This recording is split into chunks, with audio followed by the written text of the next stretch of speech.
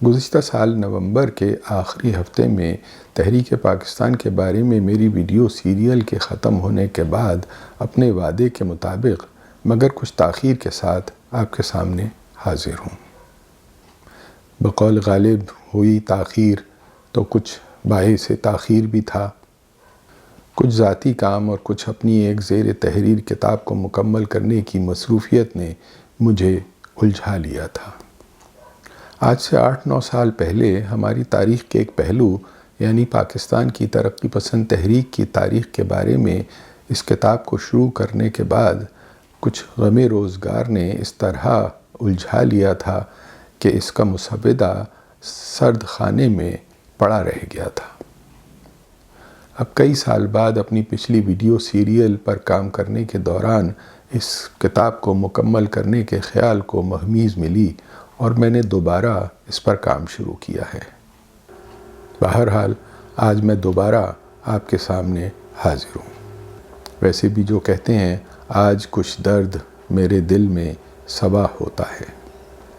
گزشتہ ہفتے میرے ایک عزیز دوست محمد اقبال کا اچانک سعودی عرب میں انتقال ہو گیا۔ اقبال میرے ساتھ تقریباً 18 سال کولیگ رہے تھے اور پچھلے 14 سالوں میں جب وہ سعودی عرب میں ایک بڑے بینک میں چیف فائنینشیل کنٹرولر تھے تو میرا ان سے مستقل اور قریبی تعلق رہا۔ پچھلے چند مہینوں میں جب بھی میری اقبال سے ٹیلی فون پر بات ہوئی انہوں نے نہ صرف پاکستان کی تاریخ کے بارے میں مجھ سے سوالات کیے بلکہ وہ بہت شوق اور دلچسپی سے اس پر بات کرتے تھے کہ کس طرح میری ان ویڈیوز کے سلسلے کو زیادہ سے زیادہ لوگوں تک اور مین سٹریم میڈیا تک پہنچایا جا سکتا ہے۔ بلکہ جب وہ بار بار مجھے سعودی عرب سے فون کر کے یہ بتاتے تھے کہ کس طرح انہوں نے ایک مشہور ٹی وی اینکر جن سے ان کی واقفیت ہے بات کی ہے یا کس ٹی وی مبصر سے جو ان کا دوست ہے ان کی بات ہو گئی ہے اور میں ان سے فوری طور پر رابطہ کروں تو میں کبھی کبھی الجھ جاتا تھا کہ اقبال میں کسی سے بات نہیں کر رہا، جس کو بھی اس میں دلچسپی ہوگی وہ خود بات کر لے گا۔ لیکن وہ استقامت کے ساتھ جٹے رہتے تھے۔ تقریباً 1 ہفتہ پہلے جو آخری مرتبہ میرے پاس ان کا ٹیلی فون آیا تھا وہ بھی اسی سلسلے میں تھا۔ لیکن کبھی کبھی ہمارا کوئی دوست چلا جاتا ہے اور ہمارے دل میں ایک ایسی خلش باقی رہ جاتی ہے جو شاید ہم کو بہت مدتوں تک تکلیف دیتی رہتی ہے۔ میرے ساتھ بھی ابھی یہی ہوا ہے۔ گزشتہ ہفتے سیٹرڈے کے دن 15 تاریخ کو میری نظر آدھی رات کو اقبال کے ایک میسج پر پڑی جو انہوں نے اپنے مخصوص انداز میں مجھے واٹس ایپ پر بھیجا تھا۔ پلیز کال ایف اپ۔ ظاہر اقبال نے یہ میسیج مجھے تقریباً اپنے وقت کے مطابق شام 5:30 بجے سعودی عرب سے بھیجا تھا، لیکن میرے لیے وقت میں 8 گھنٹے کے فرق کی وجہ سے اس وقت رات کے 1:30 بج چکے تھے اور میں نے سوچا کہ اس وقت رات بہت ہو گئی ہے، اب کل ہی ان سے فون پر بات کر لوں گا۔ دوسرے دن 16 تاریخ کو اتوار کے دن ان کو فون کرنے کے لیے ان کی صبح ہونے کے انتظار میں شام تک میرے ذہن سے یہ بات بالکل محو ہو گئی اور میں ان کو فون کرنا بھول گیا۔ دوسرے دن مجھے یہ اندوہناک خبر ملی کہ اتوار کے دن اچانک اقبال کا انتقال ہو گیا ہے۔ یہ خلش میرے دل میں ہمیشہ رہے گی کہ نہ جانے اقبال اپنی زندگی کے آخری چند گھنٹوں میں مجھ سے کیا بات کرنا چاہتے تھے۔ دل سے میری دعا ہے کہ اللہ ان کی مغفرت کرے اور جنت الفردوس میں جگہ دے۔ وہ مجھے ان ویڈیوز کو جاری رکھنے کے لیے ایک نیا مقصد دے گئے ہیں۔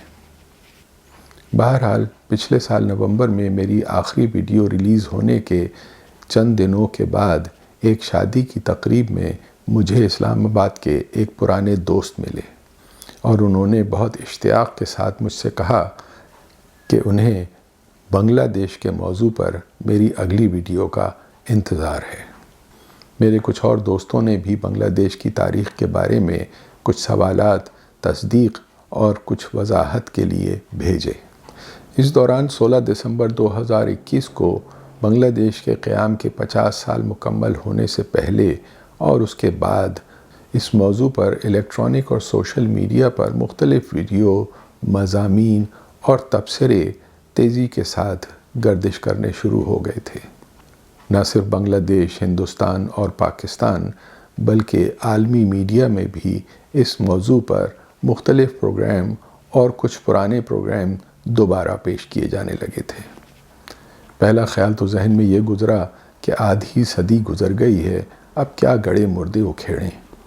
رات گئی، بات گئی، مدت ہوئی، ختم فسانہ ہو گیا۔ اپنے بنگلہ دیشی بھائیوں کو جو ویسے بھی اب کئی اعتبار سے ہم سے بہت بہتر ہیں،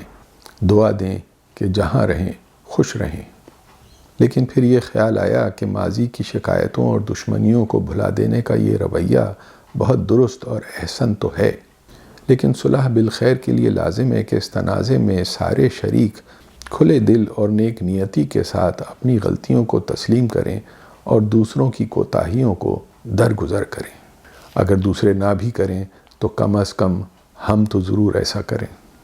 جس حد تک ممکن ہو ماضی میں ہونے والی زیادتیوں کا مداوع کرنے کی کوشش کریں، اور سب سے اہم بات یہ ہے کہ اپنی ماضی کی غلطیوں سے آئندہ کے لیے کچھ سبق سیکھنے کی کوشش کریں۔ لہٰذا اپنی اس نئی ویڈیو سیریز میں ہم یہی سمجھنے کی کوشش کریں گے کہ آج 50 سال بعد گزر جانے کے باوجود، بلکہ آج پہلے سے بھی زیادہ ایسا کرنا ہمارے لیے کیوں ضروری ہے۔ اس موضوع کی اہمیت اور اس کے بارے میں آپس میں ٹکرانے والے خیالات کی شدت سے ایسا محسوس ہوتا ہے کہ اس موضوع پر بھی ہماری گفتگو کا سلسلہ ایک سے زیادہ ویڈیوز پر مشتمل ہوگا۔ اگرچہ میں کوشش کروں گا کہ ہم بہت زیادہ تفصیلات میں نہ جائیں، لیکن اگر اس کے باوجود ہمارے کچھ ناظرین کو گفتگو میں طوالت کا احساس ہو تو میں اس کے لیے پہلے سے معذرت کر لیتا ہوں۔ اس میں کوئی شک نہیں کہ جب قیام پاکستان کے 25 سال بھی پورے نہیں ہونے پائے تھے تو ملک کا آدھا حصہ یعنی مشرقی پاکستان کے علیحدہ ہو جانے کا واقعہ ایک ہماری تاریخ کا بہت افسوسناک واقعہ ہے۔ خاص طور پر یہ علیحدگی جن حالات میں ہوئی تھی ان میں بہنے والے خون کے دھبے بقول فیض احمد فیض آج 50 سال کی برساتوں کے بعد بھی پوری طرح نہیں دھل پائے ہیں۔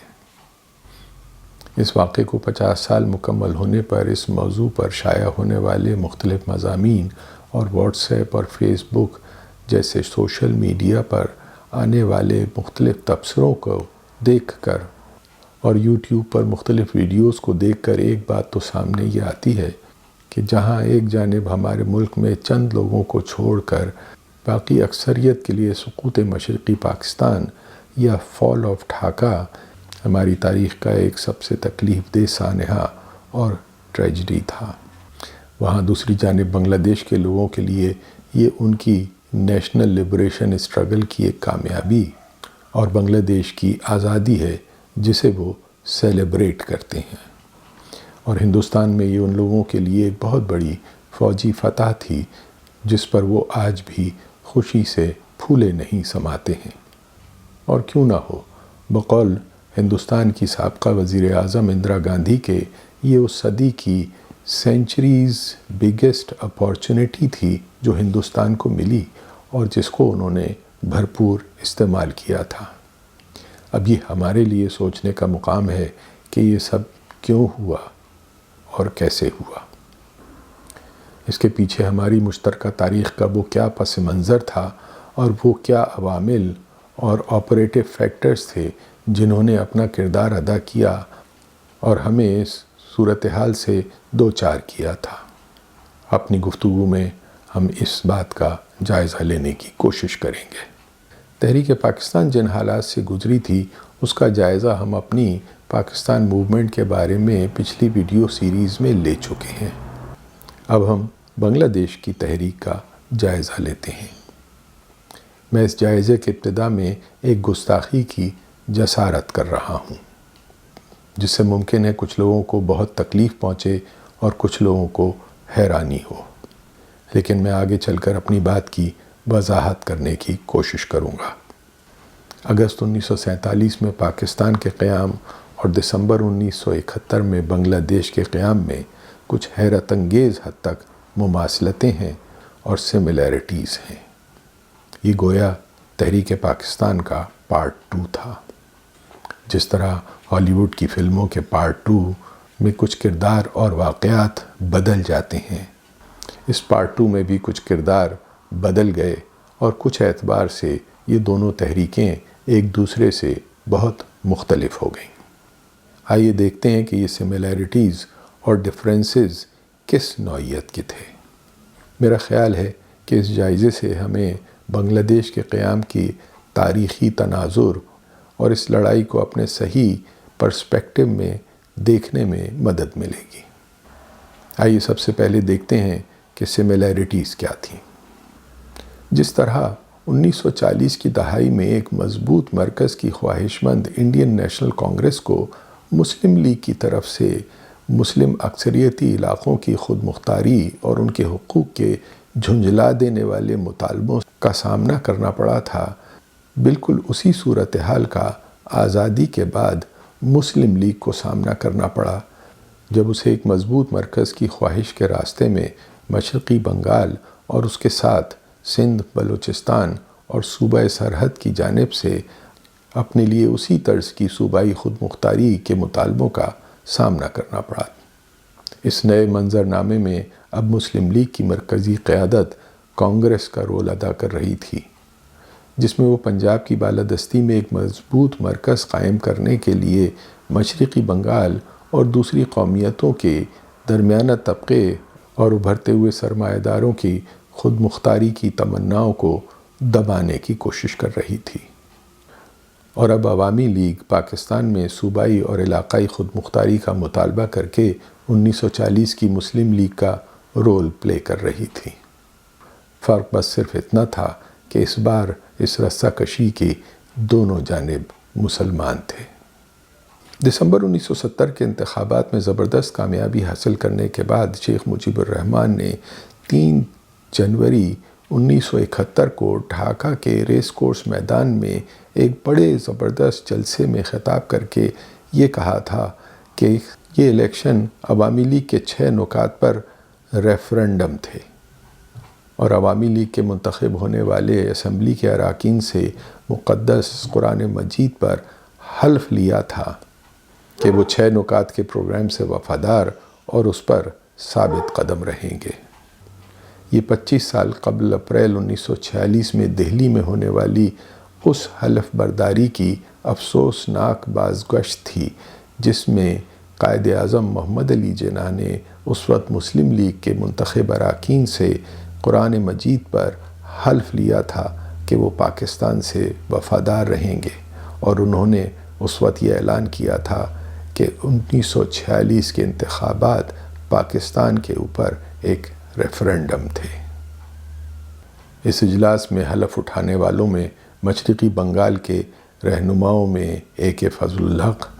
حسین شہید سہروردی اور عبدالحمید خان بھاشانی بھی شامل تھے۔ جس طرح برطانوی ہندوستان میں بڑے ہندو سرمایہ داروں کی بالادستی قائم رکھنے کے لیے ہندوستان کانگریس نے ایک مضبوط مرکز پر اصرار کیا اور مسلمان اکثریتی صوبوں کو ان کے سیاسی اور معاشی معاملات میں خود مختاری دینے سے انکار کیا، جس کی وجہ سے ہندوستانی مسلمانوں کی جدوجہد ایک ہندوستان میں رہتے ہوئے خود مختاری کے مطالبوں سے تبدیل ہو کر ایک علیحدہ ملک کے مطالبے کی شکل اختیار کر گئی۔ اسی طرح مشرقی بنگال میں اپنی خود مختاری کی جدوجہد کلکتہ اور مغربی بنگال کی بالادستی کے خلاف جدوجہد سے تبدیل ہو کر اب مغربی پاکستان کی بالادستی کے خلاف جدوجہد کی شکل اختیار کر گئی، اور مغربی پاکستان کی طرف سے اسے طاقت سے کچلنے کی کوشش میں وہ ایک علیحدہ ملک بنگلہ دیش کی شکل میں ہمارے سامنے آئی۔ پاکستان کے جنم کے ساتھ پیدا ہونے والے حالات کی طرح بدقسمتی سے بنگلہ دیش بھی بڑے پیمانے پر قتل و غارت، زنا بالجبر اور لوگوں کو اپنے گھروں سے اجاڑ دیے جانے اور مہاجر بنا دیے جانے کے انسانی المیوں کے ساتھ وجود میں آیا۔ جن کا شکار اپنے حقوق کی لڑائی لڑنے والے اور ملک کے ایک حصے کی علیحدگی کی مخالفت کرنے والے دونوں ایک طرح بنے۔ 1947 میں اپنی خود مختاری کے لیے لڑنے والے مسلمانوں کی جگہ اب بنگالی تھے، اور علیحدگی کی اس تحریک کی مخالفت کرنے والے سکھوں اور ہندوؤں کی جگہ اس بار مغربی پاکستانی، بہاری اور ان کے ساتھ شامل بہت سے پاکستان سے وفادار بنگالی تھے۔ لیکن یہاں ان دونوں تحریکوں کی سملیرٹیز ختم ہو جاتی ہیں۔ ان بظاہر سملیرٹیز کے ساتھ ان دونوں واقعات میں کچھ بہت بنیادی فرق بھی تھے۔ پاکستان کے قیام کے وقت ایک کولونیل حکومت ختم ہو رہی تھی، اور برطانوی حکومت اپنی کولونیل پاور سے والنٹیرلی ودرا کر رہی تھی۔ اگرچہ ان کا یہ ودرال ایک بہت طاقتور قومی آزادی کی تحریک اور کچھ بیرونی امریکی دباؤ کے نتیجے میں ہوا تھا، اور ایک بین الاقوامی معاہدے کے تحت اسٹیٹ پاور دو نئے آزاد ملکوں کو پیسفلی ٹرانسفر ہو رہی تھی، جبکہ اس کے برعکس بنگلہ دیش ایک انٹرنیشنلی ریکگنائزڈ انڈیپینڈنٹ ساورن ملک کے اندر ایک مسلح بغاوت اور ایک تیسرے ملک کی طرف سے انٹرنیشنل لاز کی وائلیشن کرتے ہوئے ملٹری انٹرونشن اور انویژن کے نتیجے میں وجود میں آیا تھا۔ پاکستان کے قیام سے پہلے مسلم لیگ اور محمد علی جناح کے واضح بیانات سے کم از کم مڈ 1946 کے بعد تو یہ بات بالکل سب پہ واضح تھی کہ مسلم لیگ اور جناح مسلمان اکثریتی صوبوں کے لیے ایک علیحدہ اور انڈیپینڈنٹ ملک کا مطالبہ کر رہے ہیں، اور پھر جون 1947 میں ایک ٹرائی پارٹائٹ ایگریمنٹ کے بعد ضروری قانونی اور آئینی کارروائی کے ذریعے پاکستان وجود میں آیا تھا، جبکہ دوسری جانب مجیب الرحمان اور عوامی لیگ آخری وقت تک اپنے کھلے بیانات کے ذریعے اس بات کو دہرا رہے تھے، اور آخری بار 23 مارچ 1971 کو اپنے بیان میں انہوں نے کہا تھا کہ وہ ایک متحدہ پاکستان کے اندر رہتے ہوئے صوبائی خود مختاری کا مطالبہ کر رہے ہیں، اور انہوں نے 26 مارچ 1971 سے پہلے یا باضابطہ اور قانونی طور پر 10 اپریل 1971 سے پہلے کبھی اس بات کا اندیہ بھی نہیں دیا تھا کہ وہ ایک آزاد اور خود مختار بنگلہ دیش قائم کرنا چاہتے ہیں۔ 10 اپریل 1971 کو ایک آزاد پروویژنل گورنمنٹ آف بنگلہ دیش کا اعلان نامہ،